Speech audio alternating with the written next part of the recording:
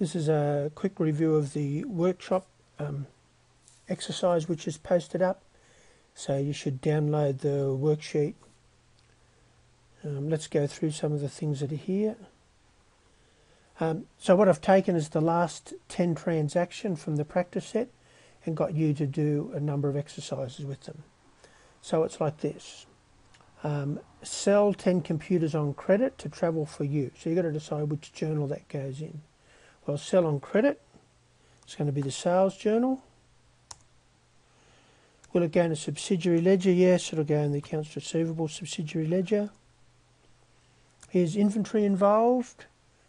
Sell 10 computers? Yes, inventory is involved. Is discount involved? Well, there's no discount involved yet. There could be discount involved when the payment is made. And what is the GST on the transaction? Well, the GST, ironically, is 2095 divided by 10 to give us 10%, and then multiplied by 10 to give us, because there's 10 computers we've sold, which will bring us back to 2095. So that's what the GST component will be. Either the next transaction, receive cash payment from cash sales, will be cash receipts. Does this go in a subsidiary ledger, receive cash payment from cash sales? So there's nothing ever been owing, so the answer is no. Does it involve a change in inventory? Yes, you have sold computers, received cash payment from cash sales, so inventory's gone down. Is discount involved? There was no terms of trade. Is GST involved? Receive cash payment from sale of 1804 computers, and the answer is yes. So 1804 divided by 11, 1640.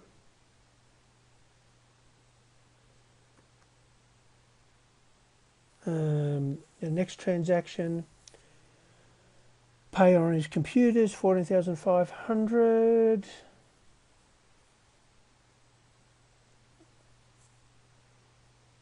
So it's going to be cash payments.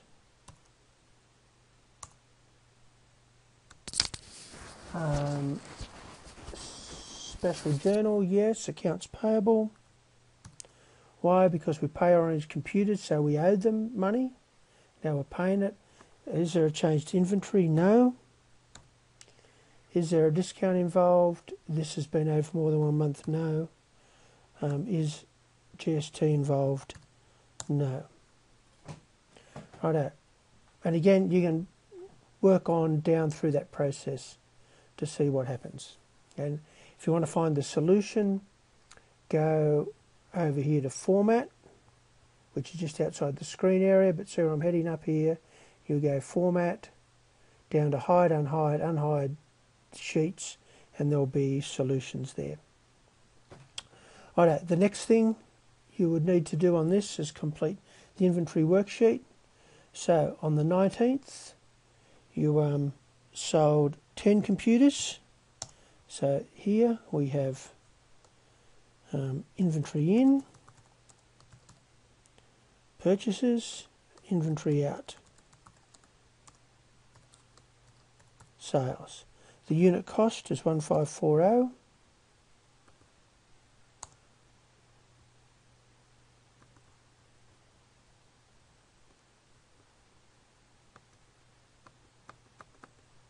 No, just make that a bit wider, a lot wider. Why is that taking up so much space? Change its format.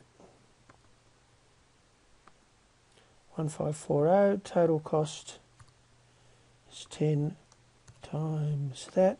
So this is all stuff that you should have done in the practice set.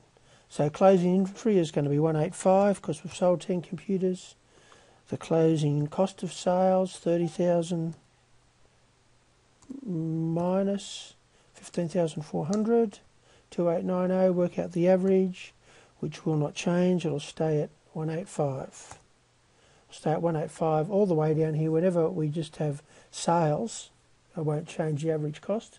It's only when we purchase inventory.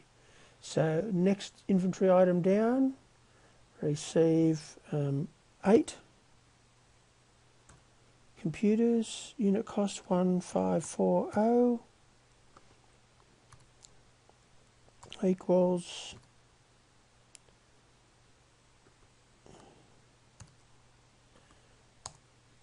so now we just continue on with these transactions. This amount minus this amount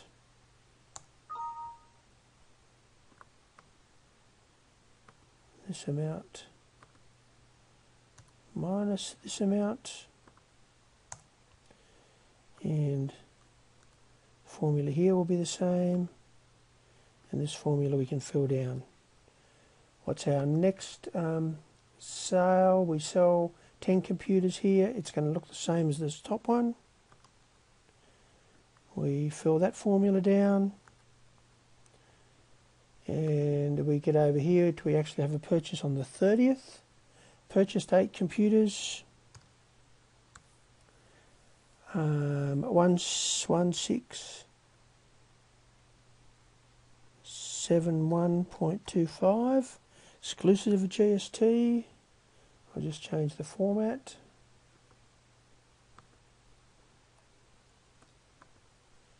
Equals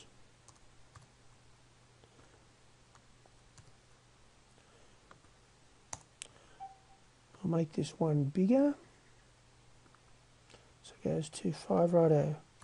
So we have this amount plus this amount. We go to 175 here, 167 plus 8, so we work out a new average. And that doesn't look right to me. Thought the average would come out at a nice round number. Here's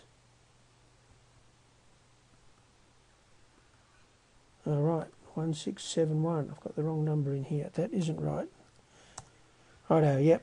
And the inventory has come out a nice round number. So that's that page done. And next page over here, you're just expected to write those up as journals in the general journal. So first bit, what's the debit entry in this? Is starting, you sell 10 computers on credit, so it's going to be accounts receivable. A good starting point is when you look at a transaction is to find out what the debit entry is. Then you can work from there.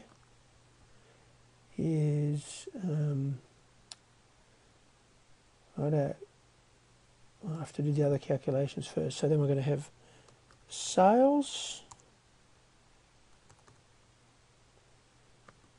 which is 2095 times 10, GST clearing,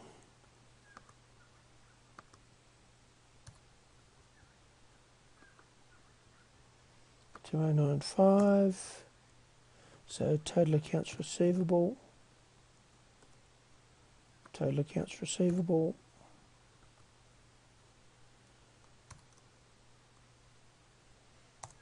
there's 2305, and being sales, GST clearing. So you should just go down and do that for the rest of them. Now, there's one more part to this transaction because we've made a sale. There's also our cost of goods sold and inventory change. So it's just recognising what's happening in our inventory. So we've already worked out that our inventory has gone down $15,400. So our cost of goods sold cost of goods sold is $15,400. So that's the first transaction taken care of, and you've got 2 journals. So then do the next transaction, the next one, 4 and 5. So you've got enough room to do the first 5 transactions. And again, I said the solutions you'll find in here: format, unhide sheet, workshop solution. There's you'll see your workshop solution. Now we'll just hide that again so you can find that. Hide sheet and workshop solution for journals. Actually, let me unhide that again.